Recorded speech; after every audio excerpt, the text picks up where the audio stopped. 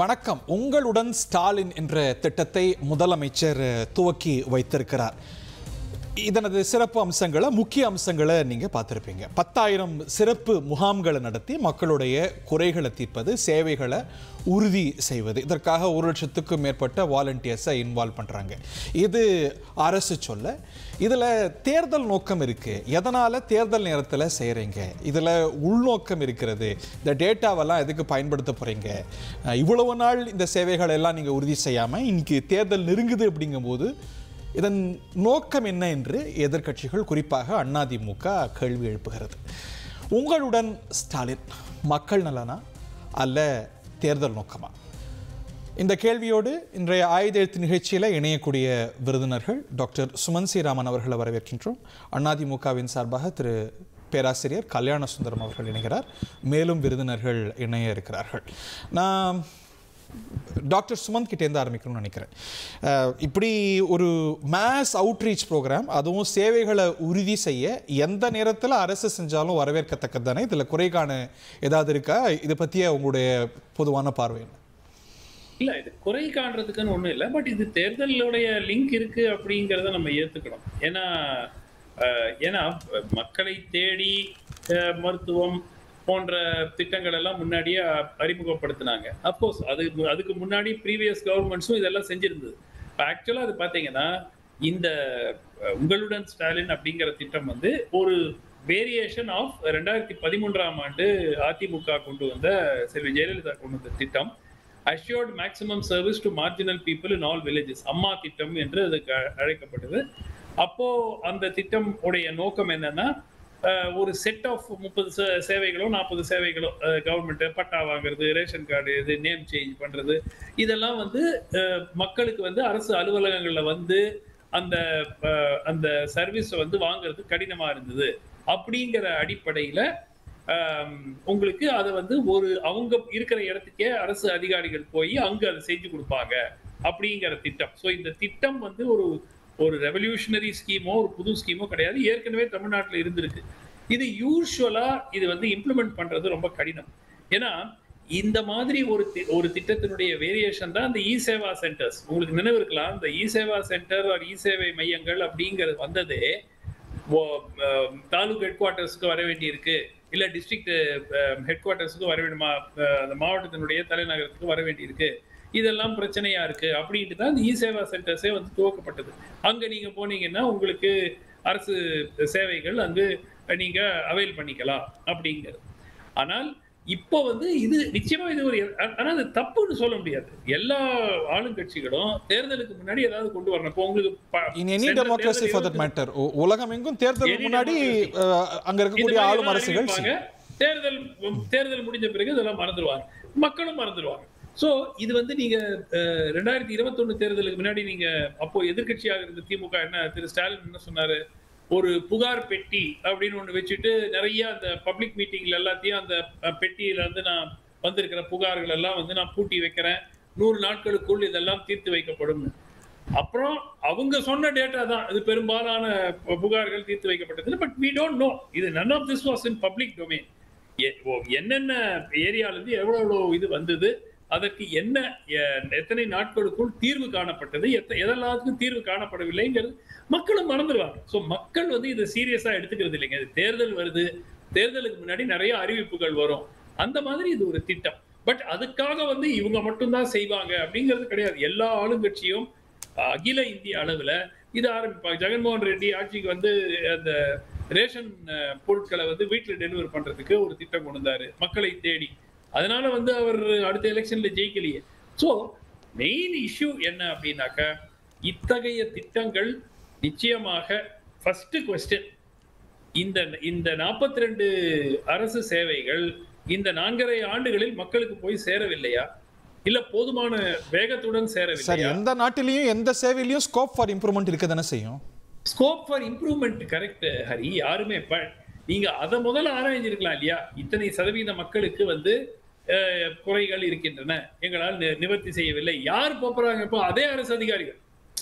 வேற யாரோ போயிட்டு ஒவ்வொரு ஊரா போய் அவங்க ரெக்டிஃபை பண்ணிடுவாங்கன்னு இல்லை, இதே அரசு அதிகாரிகள் போயிட்டு அதுக்கு ஒரு உந்துதல் வருது இல்ல. முதலமைச்சர் பேர்ல ஒரு திட்டம் வரும்போது அரசு அதிகாரிகள் எவ்வளவு சீரியஸா எடுத்துப்பாங்க. இல்லையே. இப்போ மோடி அரசு எடுத்துக்கங்க, எவ்வளவு திட்டங்கள் கொண்டு வந்தாங்க. பாதி எல்லா திட்டங்களுக்கும் முகம் யாரு? மோடி தான். கரெக்டா? ஃபுல் பேஜ் அட்வர்டைஸ்மெண்ட், டிவில அட்வர்டைஸ்மெண்ட். என்ன நடந்தது? பாதி திட்டங்கள் அப்படியே போன இடம் போயிடுச்சு. எங்க ஸ்மார்ட் சிட்டி எங்க ஹரி? ஒரு ஸ்மார்ட் சிட்டி காட்டுங்க எனக்கு. அகில இந்திய அளவுல ஒரு ஸ்மார்ட் சிட்டி காட்டுங்க. 100 ஸ்மார்ட் சிட்டி கட்ட போறோம் சொன்னாங்களா இல்லையா? ஸ்வச் பாரத் இந்தியாவே மாறிடுச்சு சொன்னாங்களா இல்லையா? சோ இது வந்து ஐ டோன்ட் திங்க் இது பப்ளிக் இது சீரியஸா எடுத்துப்பாங்கன்னு நினைக்கல. இது ஒரு எலெக்ஷன் இது மாதிரி தான். பிஜேபி உடைய மோடஸ் ஆபரேண்டிய திமுக பின்பற்றுது, இல்ல திமுகவோட மோடஸ் ஆபரேண்டியை பிஜேபி பின்பற்றுறாங்க. ஆனா ரொம்ப சிமிலர் தான். நிறைய பப்ளிசிட்டி, நிறைய பிஆர், அதுக்கப்புறம் ஒரு வருஷம் கழிச்சோ 2 வருஷம் கழிச்சோ அந்த திட்டத்தை பத்தி அப்படியே கிராஜுவலா ஃபேட் அவுட் ஆயிடும். மோர் பிஆர் லெஸ் சப்ஸ்டன்ஸ்ங்கறார் திரு சரவணன். வழக்கறிஞர் சரவணன் அவர்களை வரவேற்கின்றோம். திரு சரவணன் வணக்கம். Thiru Saravanan, are you with us? Okay, Thiru Kalyana Sundaram சொல்றதையும் கேட்டுருங்க, அதுக்கும் சேர்த்து பதில் சொல்லுங்க. Are you with us, Mr. Saravanan? Okay. No. Okay, professor Kalyana Sundaram, உங்களுடைய முதல் டேக். இதுல என்ன இருக்கு? இல்ல என்ன பிரச்சனை இருக்கு? இதை குறை காண்றீங்களே, உங்க ஆட்சிகளில் இது மாதிரி செஞ்சது இல்லையா? மக்களுக்கு சேவை கிடைச்சா அதுல உங்களுக்கு என்ன பிரச்சனை பேராசிரியர்? இல்லை வணக்கங்க. அதில் மக்களுக்கு சேவை செய்வதில் எங்களுக்கு எந்த பிரச்சனையும் இல்லை. இன்னும் சொல்ல போனால் மக்களுக்கு சேவை செய்யுங்கள் என்று தான் நாங்கள் 4.5 ஆண்டு காலமாக தொடர்ச்சியாக இந்த அரசை வலியுறுத்தி கொண்டே இருக்கிறோம்.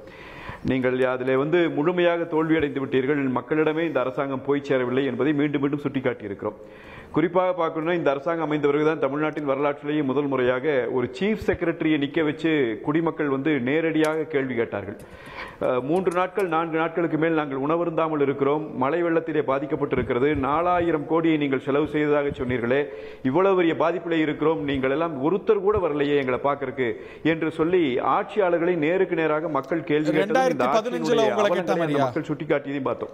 2015 உங்களை கேட்ட மாதிரி 2015 அப்படி சீஃப் செக்ரட்டரியோ அல்லது அதிகாரிகளையோ மக்கள் இந்த அளவுக்கு கேட்டிருந்தாங்கன்னா நீங்க வீடியோ தான் காட்டுங்க. மந்திரிகள் எல்லாம் கேட்ட ஞாபகம், நான் சொல்லுவது வீடியோ பார்த்த ஞாபகம் உங்களுக்கு நீங்க இருந்தா அதை காட்டுங்க.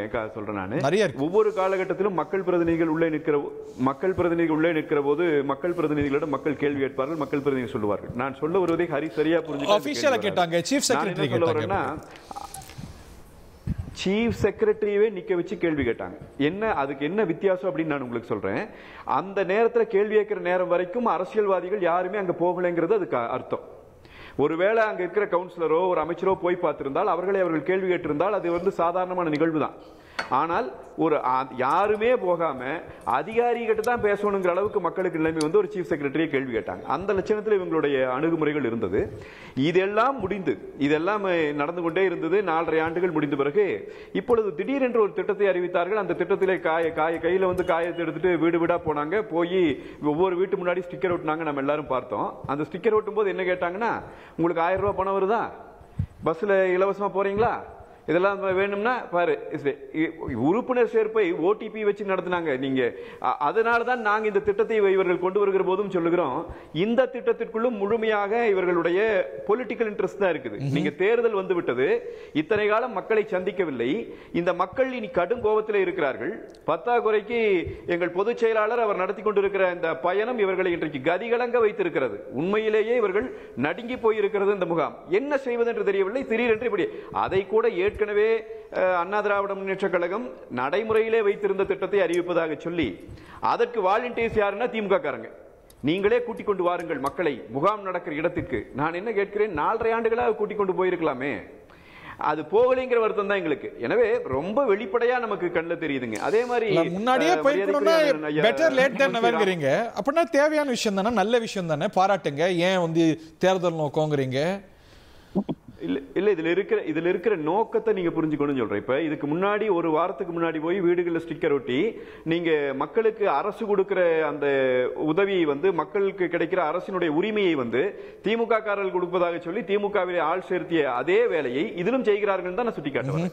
என்ன சொல்றாங்க அப்படின்னா, நீங்க நீங்க வந்து திமுக காரங்க வந்து முகாம் நடக்கிற இடத்துக்கு மக்களை எல்லாம் கூட்டிக் கொண்டு வாருங்கள், அங்க வந்து நீங்க வாங்கி கொடுங்க. இப்ப இது எப்படி போய் முடியும் நீங்க பார்த்துட்டே இருங்க. இதுல என்ன நடக்க போகுதுங்கிறது தெரிஞ்சுங்காட்டி நாங்க இதை வந்து விமர்சிக்கிறோம்.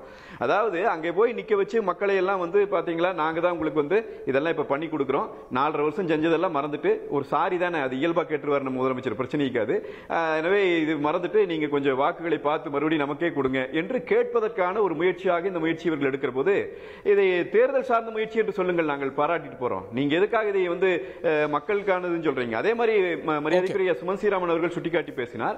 இந்த மக்களை தேடி மருத்துவம் என்ற ஒரு திட்டத்தை கொண்டு வந்தார்கள். அந்த திட்டத்தை கொண்டு வந்து விட்டு அதில் 2 கோடி பேர் பயனடைந்து விட்டதாக வேற ஒரு டேட்டா வேற கொடுக்குறாங்க. 2 கோடி பேர் பயனடைந்திருந்தால் அநேகமாக தமிழ்நாட்டில் இருக்கிற எல்லா வீடுகளுக்கும் ஒரு முறையாவது மருத்துவர் போயிருக்க வேண்டும். ஏற்கனவே அண்ணா திராவிட முன்னேற்ற கழகத்தினுடைய ஆட்சி காலத்திலே திறக்கப்பட்ட அம்மா மினி கிளினிக்குகள் 2000 மினி கிளினிக்குகளை ஆட்சிக்கு வந்து முதல் வாரத்திலேயே மூடியவர்கள். அதுக்கு பதிலாக இந்த திட்டம்னு சொன்னாங்க. மக்களை தேடி மருத்துவம் போயிட்டு இருக்குதுன்னு இப்ப வரைக்கும் சொல்றாங்க. நான் என்ன சொல்றேன்னா, தமிழ்நாட்டில் இருக்கிற மக்கள் அவங்க வீட்டுக்கு வந்தாங்களான்னு யோசிக்கட்டும், அவங்க நண்பர்கள், அவங்க சொந்தக்காரங்க எல்லாத்துக்கிட்டையும் ஒரு போன் பண்ணி கூட கேட்கட்டும், எந்த வீட்டுக்கு மருத்துவர் வந்திருக்கிறார், எந்த வீட்டில் மருத்துவம் பார்க்கப்பட்டிருக்கிறது என்பதை அவர்கள் தெரிந்து கொள்ளட்டும். எனவே திட்டத்திற்கு பெயர் வைக்கிறார்கள், திட்டம் வருவதாக சொல்லுகிறார்கள், அது அத்தனையும் ஒரு காணல் நீராகத்தான் இருந்து கொண்டிருக்கிறது. நான் மீண்டும் அந்த கேள்வியை கேட்கிறேன். 100 நாட்களுக்கு உங்க பிரச்சனையெல்லாம் தீர்ப்போம், உங்களுடைய பிரச்சனையெல்லாம் எழுதி பெட்டியில் போடுங்க, நாங்க அந்த பெட்டியை எங்கே வைத்திருக்கிறார்கள் என்கிற கேள்விதான் இன்றைக்கு தமிழ்நாட்டின் பிரதான கேள்வி. வழக்கறிஞர் சரவணன் வரவேற்கிறோம், அதே போல திரு கார்த்திகேயன் அவர்களையும் வரவேற்கின்றோம். திரு சரவணன், இது தேர்தல் பிரச்சார திட்டம், இது அரசு சேவையை உறுதி செய்யற திட்டம் இல்லைன்னு விமர்சிக்கிறாங்க. 2021 தேர்தலுக்கு முன்னாடி வந்து உங்கள் தொகுதியில் ஸ்டாலின் அப்படின்னு சொல்லி ஒரு புகார் பெட்டியை வைத்தோம். இந்த புகார் பெட்டியில நீங்க கொடுக்கப்படக்கூடிய அந்த புகார்களுக்கு 100 நாட்களுக்குள்ள தீர்வுகள் கொடுக்கப்படும் அப்படின்னு சொல்லி எல்லா ஊர்லயும் அதை வந்து கலெக்ட் பண்ணோம். ஆட்சிக்கு வந்தவுடன் அது வந்து உங்கள் தொகுதியில் முதல்வர் என அந்த திட்டம் மாற்றப்பட்டது. அந்த உங்கள் தொகுதியில் முதல்வர் திட்டம் அதோட நீட்சி என்னன்னு பாத்தீங்கன்னா, 4,57,645 புகார்கள் பெறப்பட்டது. 100 நாட்களுக்குள்ள 2,29,216 மனுக்களுக்கு தீர்வு கொடுக்கப்பட்டது. அப்புறம் அதன் பின்னர் அவர்கள் என்னென்ன இது இருக்கோ எல்லாத்துக்கும் சொல்லக்கூடிய குற்றச்சாட்டுகள், சொல்லக்கூடிய புகார்கள் எல்லாத்துக்குமே வந்து தீர்வு காணப்பட்டது.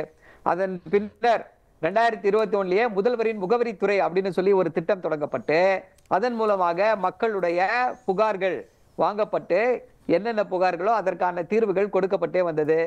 அதே போல திருப்பி 2023 கள ஆய்வில் முதல்வர் அப்படின்ற அந்த ஒரு திட்டம் கொடுக்கப்பட்டது. இதுல என்ன ஒரு சிறப்பம்சம் அப்படின்னா, இந்த திட்டங்களுக்கெல்லாம் தனியாக ஒரு துறையை உருவாக்கி அதற்கு வந்து ஒரு IAS அதிகாரியை போட்டு மக்களுடைய குறைகளை உடனடியாக களைய வேண்டும் என்ற நோக்கிலே வந்து செயல்பட்டு கொண்டிருக்கிறோம். இப்போ அதே மாதிரி மக்களுடன் முதல்வர் திட்டமும் தொடங்கப்பட்டது. அதன் நீட்சி தான் இப்போ இருக்கக்கூடிய இந்த திட்டம். இந்த திட்டத்தினால என்னன்னா, மக்கள் கிட்ட இவர்கள் நெருங்கி கொண்டே இருக்கிறார்களே, தொடர்ந்து மக்களிடையே இருக்கிறார்களே என்ற அச்சம் தான் இவர்களுக்கு காரணம். இப்போ திரு எடப்பாடி பழனிசாமி வந்து இதுக்கு போறாரா, டூர் போறாரா, அதை கண்டு அச்சம் அப்படின்னு சொல்லி சொல்றாங்க. ஐயா, அவர் இது மாதிரிதான் டூர் போனோம், அவர் பேசுவது போல தினமும் பேசிக்கொண்டே இருக்க வேண்டும், கோயில் பணத்தை எதுக்கு எடுத்து கல்லூரி கட்டுறேன்னு சொல்லி டெய்லி பேசட்டும், அவர் பேச வேண்டும் என்றுதான் நாங்கள் விரும்புகிறோம். இது இனிமே டூர் ஃபுல்லாவே போட்டோம், இதே போல பேசட்டும். மக்களுக்கு பாஜக RSSம் அதிமுகவும் வேறு வேறு அல்ல அப்படின்ற அந்த உண்மை புரிய ஆரம்பித்து விடும். இவ்வளவு நாள் சொல்லிட்டே இருந்தோம், மக்களுக்கு ஏற்கனவே தெரியும், ஆதரவு கொடுத்து வந்தோம், எங்கள் கொள்கை வேறு கூட்டணி வேறு, கொள்கைக்காக கூட்டணியில சிறிது சமரசம் செய்து கொண்டோம், கூட்டணி தர்மத்தால CIA சட்டத்திற்கு ஓட்டு போட்டோம் அப்படின்லாம் இனிமே சொல்லவே வேண்டாம். ஐயா, எங்களுக்கும் RSSக்கு வித்தியாசமே கிடையாதுங்க. RSS உடைய தமிழக கிளை நாங்க தாங்க ஏகபோக உரிமை எடுத்து வைத்திருக்கிறோம் என்று தமிழ்நாட்டு மக்கள் எல்லாருக்குமே தெரிந்து விட்டது, புரிந்து விட்டது. திரு எடப்பாடி பழனிசாமி அவர்கள் தினந்தோறும் போய் இப்படி பேசிக்கொண்டே இருக்கட்டும். இது ஒரு கருத்து. அடுத்ததாக, இது ஏற்கனவே இருக்கக்கூடிய ஸ்கீம் தாங்க. அம்மா நமது அம்மா அப்படின்னு சொல்லி ஒரு திட்டத்தை தொடங்கினாங்க, அதை தாங்க இவங்க அப்படியே காப்பி பண்ணிருக்காங்க அப்படின்னு சொல்லி சொல்றாங்க.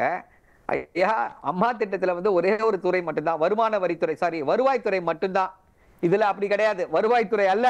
இதுல வந்து ஆல்மோஸ்ட் 15 துறைகள், அதுல இருக்கக்கூடிய எல்லா துறைகளிலிருந்தும் புகார்கள் பெறப்பட்டு அவற்றுக்கு தீர்வுகள் உடனடியாக காணப்படுகிறது, உடனுக்குடன் காணப்படுகிறது. இப்போ இவங்களுக்கு என்ன பிரச்சனை? இது எப்படிங்க? புகார் ஏற்கனவே ஒரு தடவை புகார் வாங்கினாங்க, திருப்பி இன்னொரு தடவை புகார் வாங்குறாங்களேங்க, எப்படிங்க? அப்போ புகாரே இதான் இந்த ஆட்சியானா? ஐயா, பட்டா மாறுதல், எலக்ட்ரிசிட்டி கரண்ட் கனெக்ஷன் மாறுதல், இப்படி பல விஷயங்கள் இருக்கு. இதெல்லாம் வந்து ரெக்கரிங் இஷ்யூஸ். இது வந்து ஒரு தடவை தீர்வு கண்டுட்டா அவ்வளவுதாங்க, இனிமே தீர்வு காணவே முடியாதுங்க, தீர்வு காணவே வேண்டாங்க அப்படின்னு சொல்லி போக முடியாது. அப்படி ஒரு லாஜிக்கை எடுத்துக்கிட்டோம் அப்படின்னா 10 வருஷ ஆட்சியை சிறப்பா செய்தார்களே அதிமுகவை, அவ்வளவுதான், நாங்க எல்லாம் சிறப்பா செஞ்சுட்டோங்க, இனிமே செய்யறதுக்கு ஒண்ணுமே இல்லைங்க, எங்களுடைய கோல் அச்சீவ்டுன்னு சொல்லி போயிடலாமா? அதிமுக எதுக்குங்க இனிமே வேண்டாங்கன்ட்டு போயிடலாமா?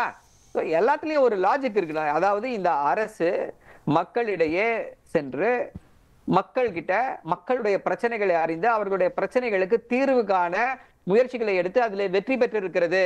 இதை கண்டு எதிர்க்கட்சிகளுக்கு அச்சம், நடுக்கம். உங்களுக்கு தான் அச்சம் பேராசிரியர். நான் let you both interact. பேராசிரியர் கல்யாண சுந்தரம், இந்த மாதிரி குறைகள் எல்லா காலத்திலயும் இருக்கும். அவங்க பீரியாடிக்கா இந்த மாதிரி என்னெல்லாம் ஸ்கீம்ஸ் போட்டிருக்காங்கன்னு சொல்றாங்க, அதோடைய நீட்சி இது இல்லை, அதுதான் நான் சொல்கிறேன். இப்போ இவ்வளோ 4.5 ஆண்டுகள் இருக்கிற குறையை நாங்கள் நீக்கிறோங்கிறாங்க. அவர் சொல்கிறாரு, நீங்கள் பட்டா மாறுதல், மின்சார இணைப்பு சம்மந்தமான பிரச்சனைகள்னா சரி, ரைட்டு. இப்போ முதியோர் உதவித்தொகை, இந்த மாதிரியான பிரச்சனைகள் இருக்குது. 4.5 ஆண்டுகளாக கிடைக்காதவர்களுக்கு இப்பொழுது கிடைக்க செய்ய போகிறோம்னா 4.5 ஆண்டுகளையும் சேர்த்து கொடுத்துருவீங்களா? ஏன்னா 4.5 ஆண்டுகளுக்கு அவங்களுக்கு சரியாக கிடைக்கலைங்கிறது நீங்கள் இப்போ ஒத்துக்கிறீங்களே. முகாமில் வந்து நிற்கிறவங்க அப்போ 4.5 ஆண்டுகளுக்கும் சேர்த்து கொடுக்க வேண்டும். கொடுக்கறதுக்கு ஏதாவது திட்டம் இருக்கா? எனவே இது என்ன பேச்சுங்க? இது வந்து சரி, எங்கள் பொதுச் செயலாளர் பயணம் தொடர்ந்து நடத்த வேண்டும் என்கிறார். 5வது ஆண்டுல கண்டிப்பா ஏதாவது ஒரு குறை, நிறைய குறை தமிழ்நாட்டில் இருக்கும். அவ்வளவு பெரிய மக்கள் தொகை, நம்ம போக வேண்டிய தூரம் அதிகம். சோ அந்த இல்ல அந்த கேள்வியை அவர் தான் எழுப்பினார். அது நானே எழுப்பல அந்த கேள்வி, அவரா அந்த கேள்வி எழுப்பினார். முதல்ல வாங்கின மனுக்களை வந்து நீங்க குறையை தீர்த்துட்டீங்கன்னா இப்ப எப்படி குறை இருக்கும் என்று சொல்லிட்டு பட்டா மாறுதலில் எல்லாம் மீண்டும் மீண்டும் வராதான்னு கேட்டார். அதெல்லாம் எல்லாத்துக்கும் தெரியும். பட்டா மாறுதல் எல்லாம் தமிழ்நாட்டில் இன்றைக்கு எந்த அளவுக்கு பண்ணிட்டு இருக்கிறாங்கிறத இப்ப பண்ணினவங்களுக்கு தெரியும். எனவே அதுல எத்தனை பேர் சாட்டிஸ்ஃபை ஆகுறாங்களோ அவங்க எல்லாம் இவங்களுக்கு ஓட்டு போட்டுட்டு பார்ப்போம். ஆனால் அதுவல்ல இப்ப பிரச்சனை. நான் கேட்பது என்னன்னா, இப்ப புதுசா வந்து இருக்கிற பிரச்சனைகளை நாங்க தீர்க்கிறோம் சொல்றீங்களே, அப்படின்னா 4.5 ஆண்டு காலமாக வந்து முதியோர் உதவித்தொகை கொடுக்காம இருக்கிறீங்க அப்படின்னு சொன்னா அந்த தகுதியுடையவருக்கு இப்ப சேர்த்து கொடுப்பீங்களான்னு நான் கேட்கிறேன். ஒரு நல்லது நடக்கட்டுமே, அதுல என்ன? இப்ப எங்களுக்கு மக்களுக்கு நடந்தா எங்களுக்கு ரொம்ப மகிழ்ச்சி, அதுக்காக கேட்கிறேன் நான். அப்படி ஏதாவது அறிவிச்சிருக்கீங்களா? 4.5 ஆண்டுகளாக நீங்கள் செய்ய தவறிய வேலையை வேகமாக நாங்கள் செய்து தருகிறோம் என்பதை போல ஒரு பிம்பத்தை நீங்கள் உருவாக்குகிறீர்கள். இதுல பயப்படுறதுக்கு என்ன இருக்கு? நீங்களே அம்பலப்பட்டு போறீங்களே, மகிழ்ச்சியா தான் இருக்கு. உங்களை நீங்களே அம்பலப்படுத்திக் கொள்கிறீர்கள். நீங்க மாநகராட்சியில தேர்தல்கள் நடந்து முடிந்து மேயர்கள் பதவியேற்று 2.5 ஆண்டுகள் கழித்து மேயர்களை பூரா மாத்தினீங்க. கேட்டப்ப சரியா வேலை செய்யல. நீங்க அதைத்தான் 2.5 ஆண்டுகள் நாங்க சொல்லிட்டு இருந்தோம், சரியா வேலை செய்யலன்னு அன்னைக்கு கேட்கல. அப்புறம் திடீர்னு ஊழல்கள் ஈடுபட்டான்னு மண்டல தலைவர்களை நீங்க சொல்லுவீங்க. இப்படி ஊழல்களாலும் முழுக்க முழுக்க இந்த மாதிரியான கமிஷன் முறைகளாலும் புறையோடி போயிருக்கிற இந்த அரசாங்கம் கடைசி 6 மாதத்தில் தன்னை புனிதப்படுத்திக் கொள்வதற்கு ஒரு எடுக்கிற முயற்சியாக கேள்வி கேட்கிறார் திரு Saravanan. the timing is very conspicuous. இப்ப எலெக்ஷனுக்கு முன்னாடி அதோட பிராண்ட பாருங்க, முதலமைச்சரை பிராண்ட் பண்றீங்க. இது ஒரு பொலிட்டிக்கல் கெயின்காக, எலக்ட்ரல் கெயின்காக செய்றீங்க. இந்த டைமிங் இயல்பா பார்க்கப்படுது இல்ல. இப்போ 2 விஷயங்கள். ஒண்ணு என்னன்னா, இதே கருத்து தான், இதே கதையை தான் வந்து 2019 இருந்து சொல்லிட்டு இருந்தாங்க. மிட்டாய் கொடுத்து ஏமாற்றி விட்டார்கள், மிட்டாய் கொடுத்து ஏமாத்தி விட்டார்கள், பொய்யான வாக்குறுதிகளை கொடுத்து ஏமாத்திட்டாங்க அப்படின்னு சொல்லி 2019 சொன்னாங்க. 2021 தேர்தலில் வெற்றி பெற்றோம், மீண்டும் அதே தான் சொன்னாங்க. 3 வருடங்கள்ல உங்களுடைய ஆட்சியிலே மக்கள் கொதித்து போயிருக்கிறார்கள், மக்கள் இங்கே வந்து வேதனைப்பட்டு கொண்டிருக்கிறார்கள், அது எல்லாம் தேர்தலில் தெரியும் அப்படின்னாங்க. 2024 தேர்தலில் பாத்தீங்க அப்படின்னா அதை விட மிகப்பெரிய வெற்றி.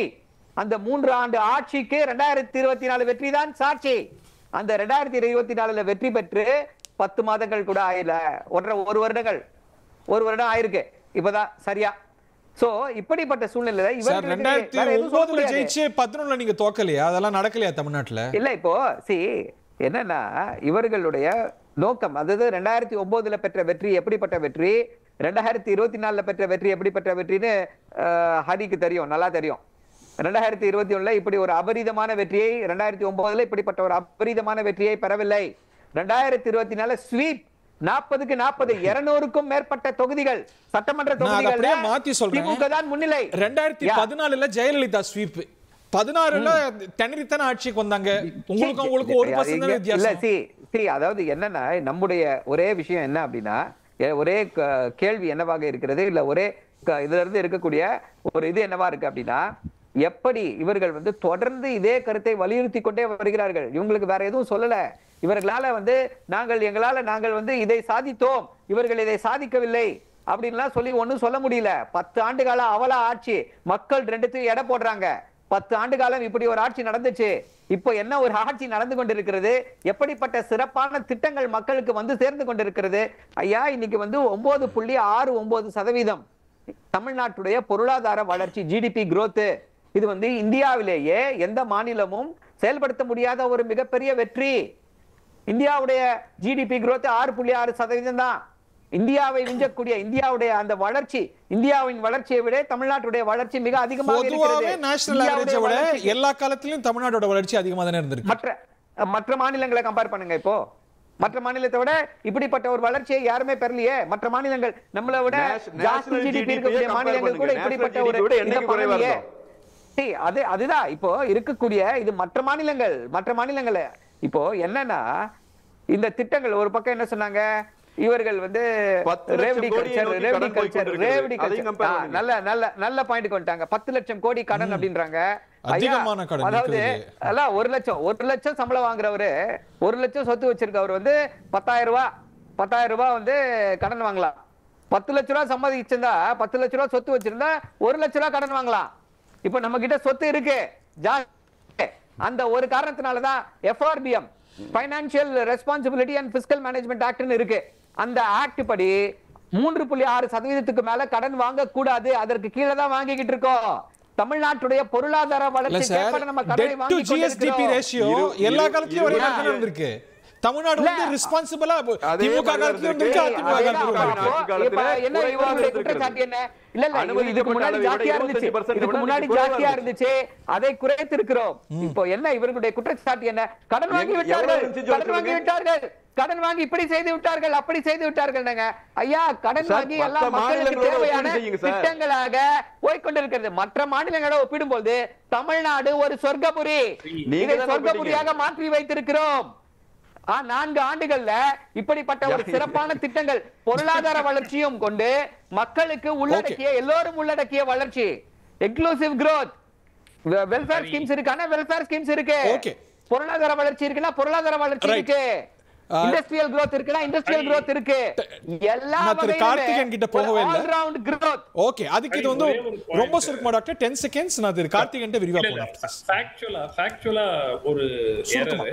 இந்த அம்மா திட்டம் என்பதும் ரெவென்யூ டிபார்ட்மெண்டினுடைய தலைமையில் நடத்தப்பட்ட திட்டமே தவிர கிட்டத்தட்ட இந்த உங்களுடன் ஸ்டாலின் திட்டத்துடைய அப்படியே கிட்டத்தட்ட can I finish? I did not interrupt. இல்ல போய் சொன்னா தவறான தகவலை சொன்னா அவருக்கு 10 வினாடிகள். Mute his mic. யார் ஆங்கரிங்க? நான் ரெண்டு பேரும் மைக் மியூட் பண்ணல. இல்ல நான் ரெண்டு பேரும் Thiru Saravanan help me. Doctor Saravanan, help me. No, you don't lead. Doctor, allow me to settle this. Thiru Saravanan ive pesala. Neenga 20 வினாடிகள் பேசுவீங்க. திரு Saravanan 20 வினாடிகள் ரெஸ்பாண்ட் பண்ணுவார். Then I'm going for a break. Doctor first. அம்மா திட்டத்தின் கீழே வந்து எல்லா சேவைகள் இன்க்ளூடிங் மருத்துவ health camp, veterinary camp, cataract screening camp, insurance coverage எல்லாமே நடைபெற்றது. அரசு தகவலின்படி 2013 இருந்து 2020 வரை சுமார் 76,879 கேம்ப்ஸ் நடத்தப்பட்டு இருக்க 64.39 லட்சம் பெட்டிஷன் பெறப்பட்டு புகார்கள் பெறப்பட்டு அதில் 64.30 லட்சம் பெட்டிஷன் டிஸ்போஸ் செய்யப்பட்டது, நிவர்த்தி செய்யப்பட்டது. இது உண்மையான நமக்கு தெரியாது. இந்த டிஸ்போஸ் ஆனதுங்கிறது உண்மையான தெரியாது. இப்போ அரசு புள்ளி வரங்கறீங்க. 4 லட்சத்துல 2 லட்சம் வந்து டிஸ்போஸ் ஆனது அதுவும் தெரியாது. Okay, point taken. But the scheme is the same. No, the scheme is the same. You cannot bluff to people. Thiru Saravanan respond பண்ணீங்க. நான் திரு கார்த்திகேயன் அப்பாலஜி கேட்கிறேன். இப்போ மீண்டும் என்னால அடித்து அறுதிட்டு சொல்ல முடியும். நமது அந்த அவர்களுடைய செல்வி ஜெயலலிதா ஆட்சியில கொண்டு வரக்கூடிய அம்மா திட்டம் வந்து வெறும் வருவாய்த்துறை உள்ளடக்கிய திட்டங்களை மட்டும்தான். இந்த இதுல வந்து 20 துறைகள் இப்ப 2021 இருந்து இருக்கக்கூடியதுல 20 துறைகள் எல்லாத்துக்கும் தனியாக ஒரு ஐஏஎஸ் அதிகாரி நியமிக்கப்பட்டு அவர் தொடர்ந்து இந்த செயல்பாடுகளை பார்த்து இருக்கிறார். வருவாய்த்துறை கேட்ராக்ட் முகாம் வருவாய்த்துறை நடத்துதா தமிழ்நாட்டுல? Okay. Health camp health camp screening camp வருவாய்த்துறை நடத்துறாங்களா? வெட்டரி கேம்ப் நடத்துறாங்களா? இன்சூரன்ஸ் கேம்ப் நடத்துறாங்களா? ஓகே. தேர்தல் நெருக்கத்துல அரசு கொண்டு வரக்கூடிய இது போல ஒரு மேசிவ் ஸ்கீமுக்கு தேர்தல் நோக்கம் இல்லாமையா இருக்கும் திரு கார்த்திகேயன்? ஒரு அரசு கொண்டு வரக்கூடிய எல்லா திட்டங்களிலும் அதில் வந்து ஒரு அரசியல் கணக்கு கட்டியாக நிச்சயம் இருக்கும். அதில் என்ன மாற்று கருத்து இல்லை. ஒவ்வொரு திட்டங்கள் தீட்டுவதும் மக்கள் மத்தியில் இருக்கக்கூடிய தங்களுக்கு இருக்கக்கூடிய அபிமானத்தை பெருக்குவதற்காக கொண்டு வரக்கூடிய திட்டங்கள் தான். அதனால் இந்த திட்டம் கொண்டு வந்ததுனால அந்த திட்டம் கொண்டு வந்ததுனால அதில் வந்து ஏதோ ஒரு அரசியல் நோக்கம் இல்லை மக்கள்கிட்ட வந்து செல்வாக்கை வென்றெடுக்க நினைக்கல அப்படின்லாம் எதுவுமே கிடையாது. இது என்னன்னா இது ஒரு காம்ப்ரிஹென்சிவ் ஸ்கீம். இதில் அடிப்படையில் அரசியலை தாண்டி நாம் பார்க்க வேண்டியது என்னன்னா இது எந்த அளவுக்கு மக்களுக்கு பயனுள்ளதாக இருக்கிறது அப்படின்றத பார்க்கணும். ஒரு 46 டிஃப்ரெண்ட் சர்வீசஸ் வந்து ஒரு 15 துறைகள், ரூரல் ஏரியாஸ்ல 15, நகர்ப்புற பகுதிகளில் வந்து ஒரு 13 துறைகள், ஒரே இடத்துல 13 துறைகள் இல்ல 15 துறைகளுடைய அதிகாரிகள் ஒரே இடத்துல கன்வர்ஜ் ஆகிறாங்க. மக்களை தேடி அந்த அரசு போகிற ஒரு இடத்திற்கு அவர்களே வந்து எல்லா இடத்துலையும் கன்வர்ஜ் ஆகும் பொழுது எளிய முறையில் வந்து அவர்களுக்கு சர்வீசஸ் கிடைக்கிறது. அதை தான் நம்ம பார்க்க வேண்டியது இருக்கு. இதுல வந்து நீங்க அரசியல் விவாதங்களுக்கு அப்பாற்பட்டு பார்க்க வேண்டியது மக்கள் அன்றாடும். நீங்க விவாதத்தில் பேசும்போது அரசியல்வாதியா பார்க்கும் பொழுது நம்ம சொல்லக்கூடிய அந்த பட்டா மாறுதல் இல்ல இலவச வீட்டுமனை பட்டா வாங்குறதாகட்டும், இல்ல பர்த் சர்டிபிகேட், டெத் சர்டிபிகேட் போன்ற விஷயங்கள், இல்ல வந்து ஒரு இபி நேம் சேஞ்ச், இதெல்லாம் அணுவதற்கு ஒரு அரசு அதிகாரியா இல்ல ஒரு அரசு அலுவலகத்திற்கு வந்து மக்கள் போகும்போது அவர்கள் எதிர்கொள்ளக்கூடிய பிரச்சனைகள் இருக்குல்ல, கொஞ்சம் நஞ்சம் இல்லை. அது காலங்காலமா அது இந்த அரசு அந்த அரசு எல்லாம் தாண்டி அப்போ அதை அந்த நெகோசியேஷன் வித் கவர்மெண்ட் மெஷினரி இருக்கு இல்லையா, அந்த சாதாரண மக்களுக்கு அதை வந்து எளிமைப்படுத்தி நேரடியாக இங்கே வந்து ஒரு 45 நாட்களுக்குள் எல்லா சர்வீசஸும் எவ்வளவு சாத்தியமோ எவ்வளவு விரைவாக முடிக்க முடியுமோ முடிந்த அளவுக்கு அன்றே இல்லைன்னா ஒரு சில நாட்கள் இல்ல மேக்ஸிமம் டெட்லைன் வந்து 45 நாட்கள் அப்படின்றது கொடுக்கறத வந்து நிச்சயமா எந்த மக்களும் வரவேற்பாங்க. இது வந்து ஆக்சுவலா ட்ரையல் அண்ட் எரர் மெத்தட்ல இது புதிதாக கொண்டு வந்தது இல்லை. இதற்கு முன்னாடி ஒரு அரசு இருந்திருக்கலாம், இல்ல இந்த அரசு கடந்த 4 ஆண்டுகளாக ஒரு 3 திட்டங்களை ஏற்கனவே உங்கள் தொகுதியில் ஸ்டாலின் இப்போ உங்களுடன் ஸ்டாலின் இப்போ வருது, மக்களுடன் முதல்வர்னு ஏற்கனவே ஒரு பல்வேறு கட்டங்கள்ல 3 ஃபேஸ்ல வேறு திட்டங்கள்ல வேறு பெயர்கள்ல இந்த திட்டம் 2021 இருந்து இவர்கள் டிஃபரண்ட் ஸ்கீம்ஸ்ல வந்து அறிமுகப்படுத்துறாங்க. அதுல தான் சொல்றது வந்து 1.05 கோடி மனுக்கள் பெறப்பட்டு 1.01 கோடி மனுக்கள் வந்து நிவர்த்தி செய்யப்பட்டிருக்குன்னு சொல்லி additional secretary of revenue, chief secretary of revenue திருமதி அமுதா ஐஏஎஸ் அவர்கள் நேத்தே அவங்க சொல்லியிருந்தாங்க. அப்போ அவர்கள் வந்து இப்ப தொடர்ந்து வந்து பல்வேறு திட்டங்களுடைய ட்ரையல் அண்ட் எரர் மெத்தட்லயோ இல்லைன்னா அதுல கிடைச்ச ஃபீட்பேக்ல தான் நீங்க நல்லா பாத்தீங்கன்னா இதுல 45 நாள், இதற்கு முன்பு இருந்தக்கூடிய திட்டங்கள் எல்லாம் வந்து 30 நாள் செட் பண்ணியிருந்தாங்க. அப்போ சில சர்வீசஸ் எல்லாம் வந்து ஒரு 30 நாள் 1 மாத காலத்துக்குள்ள கொடுக்க முடியல. அதனால தான் வந்து அந்த அனுபவத்தின் அடிப்படையில் அதுல கிடைச்ச ஃபீட்பேக் பேசிஸ்ல இப்ப 45 நாள் வந்து மேக்ஸிமம் டெட்லைன் செட் பண்ணியிருக்கோம். அதுக்குள்ளே இந்த சர்வீசஸ் கொடுக்கணும்ன்ற ஒரு திட்டத்தை வந்து வரையறுத்திருக்காங்க. அப்போ இது மக்கள் பார்வையில் வந்து அவர்களுக்கு இது திமுக அதிமுக அப்படின்றத தாண்டி நான் வந்து ஒரு அரசு அலுவலகத்திற்கு சென்று அங்கு வந்து எதிர்கொள்ளக்கூடிய சிரமங்கள் இல்ல அதற்கு செய்யக்கூடிய காலம் மற்றும் பணவிரயம் இல்ல ஏதோ ஒரு விஷயங்கள் இது எல்லாவற்றையும் தாண்டி என்னுடைய பகுதிக்கே வந்து அரசு வந்து அதை கொடுக்குது அப்படின்றது நிச்சயமாக வரவேற்கக்கூடிய விஷயம் தான். இதற்கு முன்பு இருக்கக்கூடிய அம்மா திட்டம் பத்தி சொன்னாங்க. அம்மா திட்டம் வந்து ரெவென்யூ டிபார்ட்மெண்டால் எக்ஸிக்யூட் செய்யப்பட்டது. அது பியூர்லி வந்து என்னன்னா வந்து ரூரல் ஏரியாஸ் தான். அந்த திட்டத்தோட பேரே வந்து assured maximum services to marginalise people in all villages தான். அது வந்து ஊரக பகுதிகளுக்காக மட்டும்தான். அந்த திட்டங்கள்ல வந்து அந்த கேம்ப் போட்டதே வந்து பஞ்சாயத்து யூனியன்கள் மட்டும் போடப்பட்டது. அதுலயும் இது போன்று வந்து ரெவென்யூ சர்வீஸ் மோஸ்ட்லி அதுல ரெவென்யூ மட்டும் சார்ந்த சர்வீசஸ் மட்டும் தான் கொடுக்கப்பட்டது. அதுல வந்து பர்த் அண்ட் டெத் சர்டிபிகேட் இது போன்ற சில விஷயங்கள் தாண்டி அது போக இதே பட்டா இதுல இருக்கக்கூடிய பல விஷயங்கள் அதுலயும் இருக்கு, யாரும் மறுக்கிறதுக்கு இல்ல. ஆனால் அது வந்து ஒரு கிராமப்புறங்களை போக்கஸ் செய்து ரெவென்யூ டிபார்ட்மெண்ட்ல அதிகப்படியான சர்வீசஸ் ரெவென்யூ துறை சார்ந்த சர்வீசஸா மட்டும் தான் இருக்கு. அதுல இபிஓ இதெல்லாம் வந்தது போக எனக்கு ஞாபகம் இல்ல. விபி டிபார்ட்மெண்ட்ல நேம் சேஞ்சோ இல்ல அந்த போன்ற விஷயங்கள்லாம் அதுல சேர்க்கப்படல. இது என்னன்னா ஒரு 13 துறைகளை வந்து இல்ல 15 துறைகளை ஒரே இடத்துல கொண்டு வருவது மூலமா நீங்க இந்த மோரார்லெஸ் பாத்தீங்கன்னா இந்த 15 துறைகள்ல இந்த மக்களுக்கு தேவைப்படக்கூடிய இல்ல ஐ டேக் இட் இது வந்து மக்கள் பயனடைறாங்க. இந்த சேவைகளுடைய அல்டிமேட் பெனிஃபிஷியரி என்ன நோக்கமா இருந்தாலும் மக்கள் அப்படிங்கிறீங்க. எலெக்ஷன் இருக்கத்துல இருக்கிறதுனால இன்னும் வேகமா கூட நடக்கலாம். பட் இது எப்படி ப்ரொஜெக்ட் ஆகுதுன்னு பாருங்க. ஜெயலலிதா காலத்துல அம்மா, இங்க இன்னைக்கு சீஃப் மினிஸ்டர். சோ இன்னைக்கு சீஃப் மினிஸ்டர்ஸ் தங்களை பிராண்ட் பண்ணிக்கிறது அப்படிங்கிறது தமிழ்நாட்டில் நம்ம பார்த்துட்டு இருக்கோம். Is that right? இல்லை, நான் அது உங்களுக்கு முதல்ல ஆரம்பமே வந்து my introductory statement, opening statement அதுலேயே நான் சொல்லிட்டேன். எந்த திட்டமும் வந்து ஒரு அரசியல் நோக்கம் அதில் இல்லைன்றதுல நீங்கள் எதையுமே வந்து டிஸ்மிஸ் பண்ணவே முடியாது. எந்த அரசு எந்த கட்சி ஆட்சியில் இருந்தாலும் ஒரு திட்டம் கொண்டு வரும் பொழுது அது மக்களுக்கு இருக்கக்கூடிய லார்ஜர் பப்ளிக் குட்ன்றது தான் வந்து நோக்கம், அப்ஜெக்டிவ் அதுதான். ஆனால் அதை செயல்படுத்தக்கூடிய ஆட்சியில் இருக்கக்கூடிய கட்சியினுடைய அது அவர்களுக்கு ஒரு நோக்கம், அதில் அரசியல் நோக்கம் இல்லாமல் எந்த திட்டமுமே இருந்தது கிடையாது. அதுல என்ன நீங்க வந்து அது ஒரு ஒன்றிய அரசு செய்த திட்டமா இருந்தாலும் சரி, ஒரு மாநில அரசு செய்யக்கூடிய திட்டமா இருந்தாலும் சரி, அதுல என்ன வந்து நீங்க ஒரு அரசியலுக்கு அப்பாற்பட்டு எங்களுக்கு கெட்ட பேர் வேணும்னு சொல்லுவாங்க. எல்லா திட்டத்தையும் கொண்டு வருவது வந்து இதன் மூலமாக பப்ளிக் குட்வில்ல வந்து பெறணும், மீண்டும் ஆட்சிக்கு வரணும்ன்ற எல்லா ஒரு அரசுக்கும் வந்து ஒரு முனைப்பு காட்டுவாங்க. அதனுடைய அரசு திட்டத்துல சிஎம் ஒரு பர்சனாலிட்டியா பிராண்ட் பண்ற கல்ச்சர் அதான் அதிமுக ஆட்சியிலையும் பார்த்திருக்கோம், இன்னைக்கும் பார்த்திருக்கோம். அது வந்து சரின்னு நினைக்கிறீங்களா? சரி, நீங்க இந்த லார்ஜர் கான்டெக்ஸ்ட் அதை வந்து தவிர்க்கிறது நல்லதுன்னு நான் சொல்லுவேன். ஆனால் வந்து நீங்க இப்போ அதுக்கு எல்லாத்துக்குமே வந்து அந்த ஆக்ரோனிம்க்கு எல்லாமே ஒரு இது இருக்கு. கலைஞர் மகளிர் உரிமை தொகைன்னு சொல்லலாம், இல்ல அம்மான்னு வைப்பதற்கு வந்து நான் இப்ப சொன்னேன்ல assured maximum services to marginalise people in all villages. அது இயல்பா ஜெயலலிதா தான் எல்லாராலையும் புரிஞ்சுக்கப்பட்டது அந்த சமயத்துல. அது அந்த பேர் அது தொடங்கப்பட்டது அம்மையார் ஜெயலலிதாவுடைய பிறந்த நாள் என்று தான், பிப்ரவரி 24, 2013 தான். அப்போ இது எல்லாமே வந்து ஒரு அரசியல் கால்குலேஷனோட தான். நீங்க இதெல்லாம் தவிர்த்துட்டு நீங்க இந்திய சமகால இந்தியாவில் அரசியலே இயங்காது. அது இங்க மட்டும் இல்ல, எந்த ஸ்டேட் கூட எடுத்துக்கோங்க, எக்ஸப்ஷன்ஸ் எங்கேயாவது 1-2 இருக்கலாமே ஒழிய எல்லா திட்டத்திலையும் வந்து இப்ப மோடியோட பேர்ல தான் வந்து திட்டங்களே வருது. பேரே மோடியோட திட்டங்கள் தான் வருது. இன்ஃபேக்ட் வந்து ஒன்றிய அரசினுடைய சில நிதிகளை பெறணும்னா வந்து மோடியுடைய படத்தை வந்து நீங்க வைக்கணும் அப்படின்னு சொல்லி கண்டிஷனாவே இம்போஸ் பண்றாங்க இல்லையா?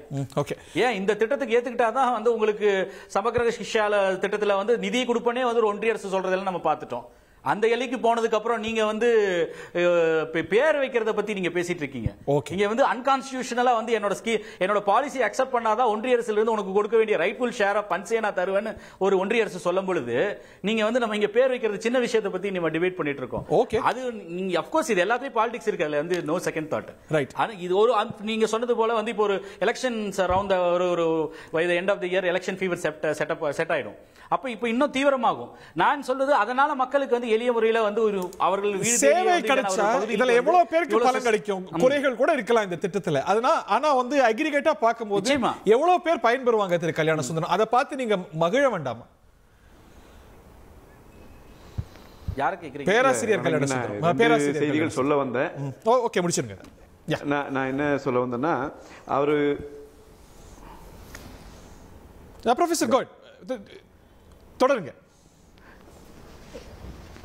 அதாங்க இப்ப நான் என்ன சொல்ல வந்தேன்னா, அதாவது ஒண்ணு வந்து திமுக ஒரு பெரிய பதட்டத்தில் இருக்கிறது என்பதற்கு ஒரு எடுத்துக்காட்டாகத்தான் அவங்க வந்து தொடர்ச்சியா உண்மைக்கு மாறான தகவல்களை மிக தைரியமான தரவுகளாக பதிவு செய்து கொண்டே இருக்கிறார்கள். ஒன்று வந்து மரியாதைக்குரிய சுமன் ஸ்ரீராமன் அவர்கள் குறிப்பிட்டு சொன்னதை போல அம்மா திட்டம் என்பது வெறும் வருமான வரித்துறை மட்டும் பண்ணினதாக, வருவாய்த்துறை மட்டும் பண்ணினதாக இவர் சொல்லிக் கொண்டிருப்பது ஏற்புடையதல்ல. அதை சரியா எடுத்து படிச்சு பார்த்தாங்கன்னா தெரியும். அதுக்குள்ள இப்ப மரியாதைக்குரிய கார்த்திகேயன் சொன்னதை போல பெரும்பாலான திட்டங்கள் இன்றைக்கு இவர்கள் சொல்லியிருக்கிற திட்டங்கள்ல அதில் இருந்தது. ஒரு சிலது இல்லாமல் இருக்க அதை சேர்த்தி இருக்கிறாங்க என்பதில் யாரும் மாறுபட்ட கருத்தை சொல்லுவதில்லை. ஆனால் அவர்கள் ஒரே அடியாக திமுக உண்மையை மறைக்க பார்க்கிறது ஒன்று. இரண்டாவது, 17 லட்சம் மனுக்கள் பெறப்பட்டதை 4 லட்சம் மனுக்கள் பெறப்பட்டதாக சாதாரணமாக சரவணன் அவர்கள் குறிப்பிட்டு விட்டு போனார். அது அப்பட்டமான உண்மைக்கு மாறான ஒரு தகவல். எனவே ஒரு பதட்டம் வந்த பிறகு இவர்கள் எப்படி வேண்டுமானாலும் தரவுகளை என்ன வேண்டுமானாலும் மக்கள் முன்னாடி வைக்கலாம் நினைக்கிறாங்க. அது ரொம்ப பிழையானது. நீங்க இப்ப கேட்டது பொறுத்த வரைக்கும் ஹரி, மக்களுக்கு நல்லது நடக்குது அப்படிங்கறத யாருமே மறுப்பார் இல்லை. மக்கள் நல்லது நடக்கணும்னு தான் கேட்கிறோம். இந்த 4.5 வருஷமா நடக்கலையேங்கிறதா எங்களுடைய வருத்தம். இந்த திட்டம் தொடங்கப்படுவதில் இருக்கிற பிரதான நோக்கம் என்பது மக்களுக்கு சேவையாற்றுவதா இல்லை இந்த தேர்தலுக்காக பண்ணப்படுகிற வேலையா என்கிற கேள்வி வருகிறது. அதனுடைய பிரதான நோக்கம் இதுதான் என்று சொல்லி தேர்தல் நோக்கம் அப்படிங்கும் போது என்னெல்லாம் சந்தேகப்படுறீங்க? அதுல எலாபரேட் பண்ணுங்களேன். அதாவது என்னன்னா, நீங்க கடைசியா ஒரு 6 மாதத்திற்குள்ள இப்படி ஒரு திட்டங்களை போடுவதன் மூலமாக மக்களிடம் வந்து ஒரு மன்னிப்பு கேட்கிற வேலையை மறைமுகமாக செய்கிறார்கள். அதுதான் நடக்குது. மக்களுக்கு இதில் நல்ல நடந்தா மகிழ்ச்சியா, நான் தான் சொல்றேனே, நீங்க ஒரு இதுவும் கூட முதியோர் உதவித்தொகையும் கூட சேர்த்தே கொடுங்கன்னு தான் கேட்கிறேன். நான் என்ன வேண்டாம்னு சொல்றேன், மக்களுக்கு நல்லது நடக்கணும்னு தான் நாங்க விரும்புறோம். ஆனால் இவர்கள் இதை வந்து தேர்தலுக்காக பயன்படுத்துவோம். இன்னொன்னு நான் உங்களுக்கு முதல் சுற்றிலேயே சுட்டிக்காட்டி பேசினேன். இவங்க ஏற்கனவே ஒரு திட்டத்திலே கொண்டு போய் வீடு வீடா ஸ்டிக்கர் ஒட்டிட்டு ஓடிபி வாங்கி உறுப்பினர் சேர்த்தனதுல வந்து அரசினுடைய திட்டம் திட்டங்கள் முழுக்க திமுக கட்சிக்காரர்கள் பயன்படுத்துகிறார்கள், வாக்குக்காக பயன்படுத்துகிற வேலையை செய்கிறாங்க. நீங்க ஓட்டு போடலினா, உங்க வீட்டுல ஸ்டிக்கர் ஒட்டலினா, நீங்க ஓடிபி எங்களுக்கு கொடுக்கலினா, உங்களுக்கு கிடைத்துக் கொண்டிருக்கிற அரசினுடைய இந்த திட்டங்கள் எதுவும் கிடைக்காதுங்கிற மிரட்டலை நேரடியாக கொடுக்கிறார்கள். இது பல காணொலிகள் வந்துச்சு நம்ம பார்த்ததுல. அப்படி இருக்கிற போது இந்த திட்டத்திற்கு நீங்கள் திமுக காரர்களை நீங்கள் எல்லாம் வாலண்டியர்ஸ் செயல்பட்டு எல்லாத்தையும் கூட்டிட்டு வாங்க, இந்த திட்டம் நடைபெறுகிற இடத்துக்கு கூட்டிட்டு வாங்கன்னு சொல்லுவது தேர்தலுக்கு முன்னால் மக்களை லாவகமாக, அதிலும் குறிப்பாக திமுக காரர்களை இன்னும் கூட கொஞ்சம் நம்பலாமா என்று நினைத்துக் கொண்டிருக்கிற சாதாரண அடித்தட்டு மக்கள், பாமர மக்களை ரொம்ப வலிய போய் ஏமாற்றுகிற வேலையை இந்த அரசாங்கம் செய்கிறது. அதைத்தான் நாங்கள் குற்றம் சொல்றோமே ஒழிய இதுல மக்களுக்கு நன்மை கிடைக்கும்னா என்ன? இப்ப மக்களுக்கு நன்மை கிடைக்கும் என்பதால் தான் அம்மா புரட்சி தலைவர் அம்மா அவர்கள் அதை கொண்டு வந்தாங்க. ரொம்ப ஒரு சிறிய அதுல நன்மை தான் கிடைச்சது. பேராசிரியர், உங்க அனுமதியோட திரு கார்த்திகேயன் குறுக்கிட விரும்புறாரு. ரொம்ப சுருக்கமா 10 செகண்ட்ஸ் திரு கார்த்திகேயன், நான் பேராசிரியர் வரேன், தென் மிஸ்டர் சரவணன். கார்த்திகேயன், எஸ். அது வந்து கட்சி நடத்தக்கூடிய உங்களுடன் ஸ்டாலினையும் இந்த இப்ப இது சரி, இந்த அரசு நடத்தக்கூடிய உங்களுடன் ஸ்டாலினையும் ஒன்றிணைவான்னு சொல்லி திமுக நடத்தக்கூடியதும் கன்ஃபியூஸ் பண்ணிட்டு இருக்காருன்னு நினைக்கிறேன். ஏன்னா அதற்கு இதுக்கு என்ன சம்பந்தம் இருக்குன்னு பொலிட்டிக்கல் மோட்டிவ் சொல்ல வர்றாருன்னு நான் நினைக்கிறேன். ஆனா இதுல என்னன்னா வந்து வாலண்டியர் இல்ல அததான் அது சொல்ல வர்றாரு நான் நினைச்சுக்கிறேன். நான் வேணா வந்து இந்த ஸ்கீமை பொறுத்த வரைக்கும் வாலண்டியர்ஸ் வந்து கூட்டிட்டு எல்லாம் வர முடியாது. இந்த கவர்மெண்ட் வந்து அந்த பகுதிக்கே போயிடும். வாலண்டியர்ஸ் வந்து ஸ்கீம் கேம்ப் நடத்துவதற்கு பல நாட்களுக்கு முன்பே வந்து உங்க பகுதியில் இந்த கேம்ப் இந்த இடத்துல நடக்க போகுது, இந்த சேவைகள்லாம் வழங்க போகுது, இந்த சேவைகள்லாம் பெறுவதற்கு இந்த டாக்குமெண்ட்ஸை கொண்டு வரணும் அப்படின்றத மட்டும்தான் போய் சொல்ல முடியும். இங்க அது கூடுதலாக வந்து எது வந்து வாலண்டியர்ஸ்ன்றது இந்த கேம்ப் நடத்துறதுக்கு கூட்டிட்டு பிராக்டிகலா பார்க்கணும்ல, அறிவிப்புலயே இருக்கிறது. வாலண்டியர்ஸ் கூட்டிட்டு வரணும்ங்கிறது அறிவிப்புலயே இருக்கிறது. அது இருந்தாலும் அது கூட்டிட்டு வர்றது தவறு கிடையாது. நீங்க வந்து அந்த இடத்துக்கு போயிட்டு மக்கள்கிட்ட கொடுத்து எஜுகேட் பண்ணி அவங்க வந்து கூட்டிட்டு வர்றது தவறு கிடையாதுன்னு சொல்லுங்க. இல்லைன்னா கூட்டிட்டு வர்றதுக்கான நோக்கமே இல்ல, கூட்டிட்டு வர முடியாதுன்னு சொல்லுங்க. ரெண்டையும் சொல்லக்கூடாது. இல்ல, ஏன் கூட்டிட்டு வந்தா என்ன தவறு இருக்கு? அவங்க பகுதியில் நடக்குது, கூட்டிட்டு வேண்டிய அவசியமே இல்ல. நடக்குது, அதை மட்டும் சொல்லுங்க சார், அதுக்கு நான் பதில் சொல்றேன். இல்ல இல்ல இல்ல, நீங்க அப்படி இல்ல, நீங்க சொல்றது கூட்டிட்டு வர்றது தேவையே இல்லைங்க. அது பகுதியில் நடக்குதுங்க, கூட்டிட்டு வந்தா என்ன எஜுகேட் பண்றாங்க. இல்ல, என்ன தப்பு இருக்கு? மக்களுக்கான சேவை வர முடியாதுங்கறீங்களா? ரைட், அதுதான் உங்க கருத்து. அதுக்கு பதில் சொன்னா போதும்ல. ஓகே பேராசிரியர், நான் கேக்குறது வந்து அவங்களை அவேர்னஸ் ரைஸ் பண்ணிட்டு எஜுகேட் பண்ணிட்டு கேம்ப் அவங்க பகுதியில் நடக்குது, மக்கள் வந்து நடக்கிற அன்னைக்கு போய் அவங்களை வந்து இங்க கேம்ப் ஆரம்பிச்சிருச்சு வான்னு வீட்டுக்கு கூட்டிட்டு வரதுல என்ன தவறு இருக்குன்னு கேக்குறேன் நான். பேராசிரியர், நீங்க வெள்ள நிவாரணத்திலாம் ஆட்சிகள் கொடுக்கும் போது கட்சி எந்த அளவுக்கு இன்வால்வ் ஆகுது, கட்சிக்காரங்க எந்த அளவுக்கு அதுல இன்வால்வ் வராங்க, அந்த ஆட்சியிலயோ இந்த ஆட்சியிலயோ, அது யதார்த்தம் தானே, அது இயல்பு தானே தமிழ்நாட்டு அரசியல். இல்ல இல்ல இல்ல, நான் என்ன சொல்ல வரேன்னா, கட்சி நடத்திய அவர்களுடைய நிகழ்விலேயே அரசாங்கத்தினுடைய திட்டங்களை தங்களுடைய கட்சியின் திட்டம் போல காட்டி எங்களுக்கு ஓட்டு போடலினா இந்த திட்டங்கள் அரசாங்க திட்டங்கள் நின்றுவிடும் என்று சொன்ன திமுக காரர்களை அரசு நடத்துகிற நிகழ்ச்சியில வந்து நீங்க ஆர்கனைஸ் பண்ணி கூட்டிட்டு வாங்க என்று சொல்லி வைப்பது, அதற்குள்ள இருக்கிற உள்நோக்கத்தை நான் புரிய வைக்கிறேன். அவர் கேட்பதை போல இது சரியா தவறா, இது என்ன பிள்ளை, அதல்ல, உள்நோக்கம் என்ன என்பதுதான் கேள்வி. இது அதனால நான் வெளிப்படையா சொல்றேன், இது வெளிப்படையாகவே அரசியலுக்காக தேர்தலுக்காக மக்களை ஏமாற்றுகிற வேலை. திமுக காரர்களை வைத்து மீண்டும் ஒரு முறை நீங்கள் மக்களுக்கு அச்சுறுத்தலை கொடுக்க போறீங்க. அதை செய்யறதுக்கு ஒரு முன்னோட்டம், அவ்வளவுதான். ஓகே, இதுல என்ன போல இதைத்தானே நான் அப்படித்தானே சொல்லுவோம். எதிர்க்கட்சிகள் வெளிப்படையா உண்மை பேசித்தான் ஆகணும். நாங்க ஒரு உறுதி கொடுத்துட்டு இல்ல, இது போல ஒரு உறுதி கொடுத்துட்டு அது நீங்கள் சொல்ற பேச்சுக்கு நீங்க சொல்றதுபடியே அவங்க வரக்கூடிய வாலண்டியர்ஸ் எல்லாம் திமுக காரர்களாவே இருக்கட்டும், திமுக காரர்களா வந்து போய் கொடுத்து அவர்களுக்கு அந்த சர்வீஸ் டெலிவர் ஆகல, மிரட்டல் மட்டும் தான் நடக்குதுன்னா மக்கள் வாக்களிக்காம தானே போவாங்க. எப்படி வாக்களிப்பாங்க? அவர்களுக்கு பலன் கிடைக்கவில்லை. இந்த கேம்ப் வாக்களிக்காம தான் போவாங்க. இப்ப இருக்கிற உள்நோக்கம் என்னங்கறத கேள்வி. இப்ப ஸ்டிக்கர் ஒட்டுனப்ப, இப்ப போய் ஸ்டிக்கர் ஒட்டுனப்ப நீங்க இலவச பேருந்துல போறீங்கல்ல, நீங்க உங்களுக்கு 1000 வருது வேண்டியதானே இருக்கும். ஓகே, கேட்கலாம். நாங்க சந்தோஷப்படுற துக்கப்படுற அப்புறம் இருக்கட்டும், நடக்குதா இல்லையாங்கிறது பிரச்சனை. டாக்டர் திரு சரவணன், இல்ல ஒண்ணு இல்ல, ஒரே ஒரு statement, more loyal then the king அப்படின்னு சொல்லுவாங்க. அந்த ஸ்டேட்மெண்ட் தான் எனக்கு ஞாபகம் வருது. இப்போ பரவாயில்ல, நீங்க கண்டினியூ பண்ணுங்க. யாரு அது இல்ல, மோர் லாயல் தென் தி கிங் யாருக்கு பொருந்தும்? இந்த விவாதத்துல யாருக்கு பொருந்தும்னு சொல்லி எல்லாருக்கும் தெரியும். நான் இந்த விவாதத்துல தான் இருக்கேன், என் காதை மூதிக்க முடியாது. இருக்கேங்க திரு சரவணன். இடைவேளைக்கு அப்புறம் திரு சரவணன் நீங்க ரெஸ்பாண்ட் பண்ணுவீங்கன்னு நினைக்கிறேன். இதெல்லாம் வந்து எல்லாத்தையும் சேர்த்து பாருங்க. நீங்க உங்க கட்சி நடத்துற திட்டம் இது எல்லாத்துலயும் ஒரு பேட்டர்ன் இருக்கு. நீங்க வந்து டேட்டா மைன் பண்றீங்கிற அளவுக்கு குற்றச்சாட்டு இருக்குது. இந்த தரவுகள் எல்லாம் வந்து தேர்தலுக்கு பயன்படுத்துவீங்க. எந்த தரவுகளை தேர்தலுக்கு பயன்படுத்துவோம்? திமுகவினர் எடுக்கிற தரவுகளை தேர்தலுக்கு பயன்படுத்துவோம். இதுல என்ன தரவுகளை எடுத்து என்ன பண்ணுவோம்? பொத்தாம் பொதுவான குற்றச்சாட்டுகளை யார் வேணா சொல்லிட்டு போயிடலாம். இது நீங்க இப்படி ஒரு குற்றச்சாட்டை வைக்கிறீங்கன்னா எப்படி என்ன செய்வார்கள், என்ன செய்யறாங்க, எது தவறு அப்படின்னு சுட்டி காட்டணும். பொத்தாம் பொதுவான குற்றச்சாட்டுகளுக்கு கண்டிப்பாக பதில் அளிக்க இயலாது. என்ன சொல்றாங்க, திமுகவினர் போய் ஓட்டு கேட்கிறாங்க சார், திட்டத்தை சொல்லி ஓட்டு கேட்கிறார்கள் அப்படின்றாங்க. அதுக்கு தானே திமுக காரங்க இருக்காங்க. அதுக்கு தானே இந்த அரசாங்கம் எல்லா திட்டங்களையும் செய்து முடிச்சிருக்கு. மக்களுக்கான நலத்திட்டங்களை எதுக்காக செஞ்சிருக்காங்க? மக்களுக்கு நல்லது செய்ய வேண்டும் அப்படின்றது ஒரு பக்கம். அப்படின்னா இதையெல்லாம் செய்திருக்கிறோம் அப்படின்னு சொல்லி தேர்தல் வரும்போது சுட்டி காட்டத்தானே வேணும். இல்ல அதெல்லாம் சொல்லக்கூடாதா? எங்களுடைய சாதனைன்னு சொல்லக்கூடாது. அப்கோர்ஸ் அதிமுகவினர் எதையும் சொல்ல முடியாது, ஏன்னா அவர்கள் எந்த சாதனையும் செய்யல. அதனால அவர்களால சொல்ல முடியாது. அதுக்காக திமுகவும் அதே ஃபுட் ஸ்டெப்ஸ் ஃபாலோ பண்ணணுமா? அதை எப்படி செய்ய முடியும்? அருமையான விளக்கத்தை திரு கார்த்திக் கொடுத்தாரு. சொல்லுங்க சார், முடிஞ்சிருச்சு சார். என்ன சார் முகாம்? அது நல்ல, அதாவது ஃபர்ஸ்ட் எப்போ 2000 முதல்ல சொன்ன, திருப்பி ரிப்பீட் பண்றேன், 2021 தேர்தலிலே உங்கள் தொகுதியில் ஸ்டாலின் அப்படின்ற அந்த திட்டத்தை ஆரம்பித்தோம். அது அப்படியே ஆட்சிக்கு வந்தவன உங்கள் தொகுதியில் முதல்வராக மாறியது. பின்னர் 2021 முதல்வரின் முகவரி அப்படின்ற ஒரு திட்டம், 2021 கள ஆய்வில் முதல்வர், இப்ப 2025 உங்களுடன் ஸ்டாலின். சோ தொடர்ந்து இது தேர்தலுக்காக 6 மாசத்துக்கு முன்னாடி மக்களுடைய கோபத்துக்கு பயந்து போய் கொண்டு வரப்பட்ட திட்டம் அல்ல.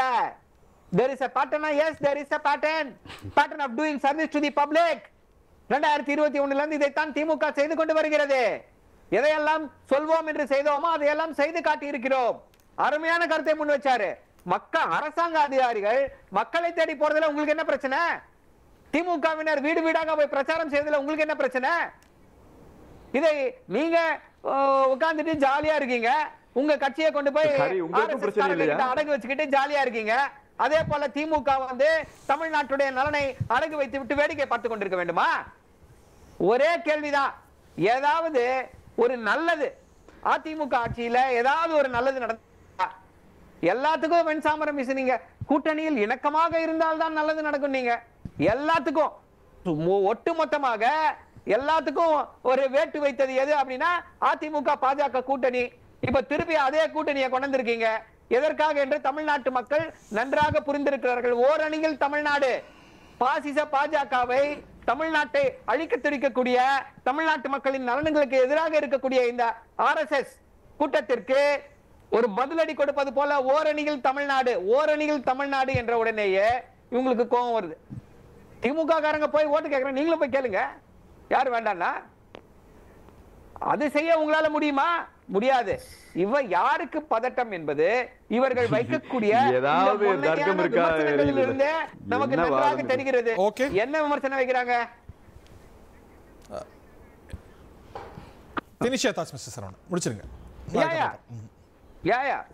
இவர்கள் வைக்கக்கூடிய விமர்சனங்களே, இவர்கள் யார், இவர்கள் எண்ணத்திலே என்ன ஓடிக்கொண்டிருக்கிறது, எப்படிப்பட்ட பதட்டத்தில் இருக்கிறார்கள், எத்தை தின்னால் பித்தம் தெளியும் என்ற சூழ்நிலையில இருக்காங்க அப்படின்றது நல்லா தெரியுது. திரு கல்யாண சுந்தரம், உங்களுடைய இறுதி கருத்தும் கூட.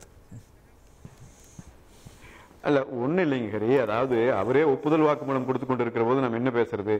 அரசு செலவில் அரசு திட்டமாக அறிவித்து நாங்கள் திமுக காரர்களுக்கு மேடை போட்டு கொடுக்கிறோம் என்று சொல்லுகிறார். அது ஒரு பக்க விளைவு என்றுதான் நானும் சொன்னேன். அதுதான் ஒரு சைடு எஃபெக்ட். அதை தாண்டி மக்களை மிரட்டுகிறார்கள் என்பதுதான் என்னுடைய குற்றச்சாட்டு. இல்ல, அவங்க வீடு வீடா கட்சி செய்யற திட்டத்தையும் அரசு செய்யற திட்டத்தையும் ஒன்னா குழப்பிக்கிறோமோ? இல்ல இல்ல இல்ல, இப்ப நான் சொன்னது அரசு திட்டம். நீங்க அரசு அறிவிச்சிருக்க திட்டத்துக்கு மக்கள் அது ஒரு மேடை போட்டு கொடுத்து திமுக காரர்கள் பிரச்சாரம் பண்றதுக்கு வழிவகுக்க போறாங்க. இவங்க கட்சியில செய்த திட்டத்துல பிரச்சாரம் பண்ணாங்கிறது யாரு குறை சொல்ல போறா? இவங்க மிரட்டினாங்கிறதான குறை.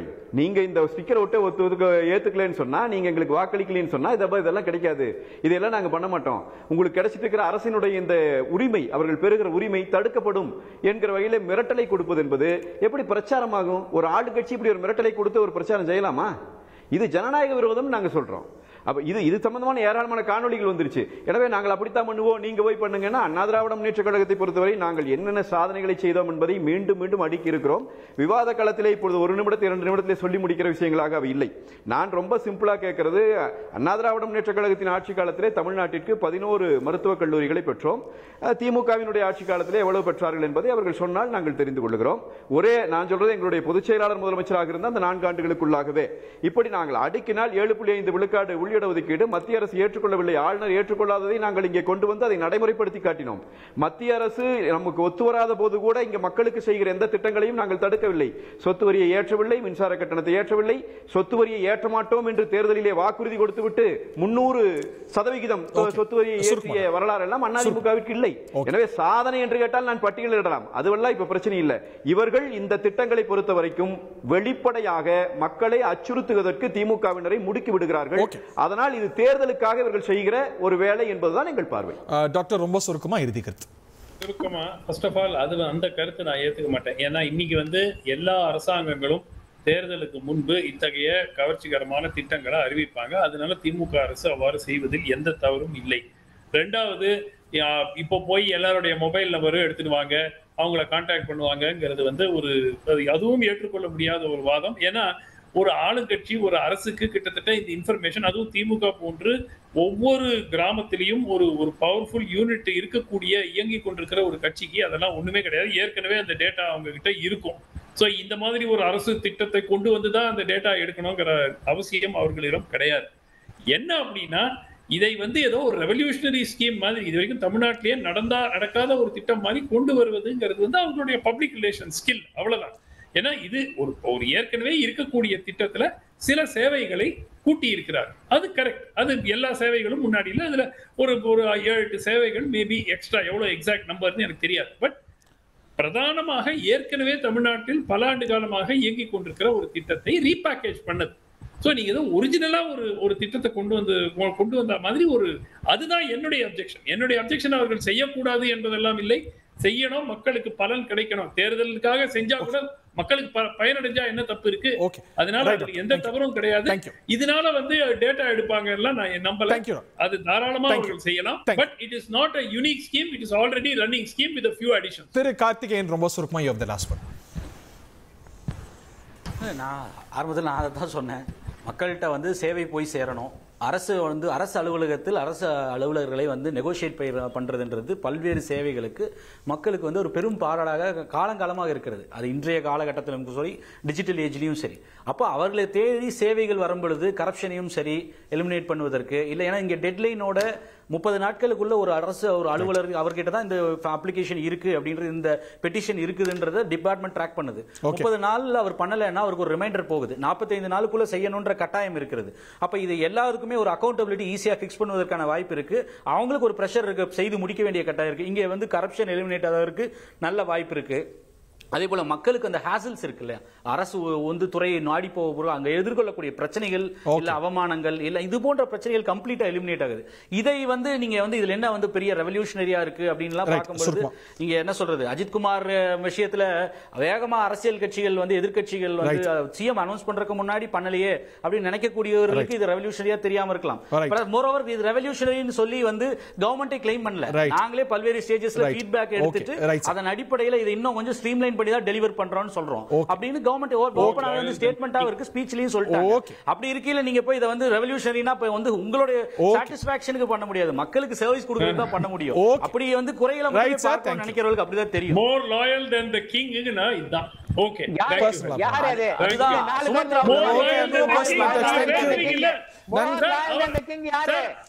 நன்றி வணக்கம்.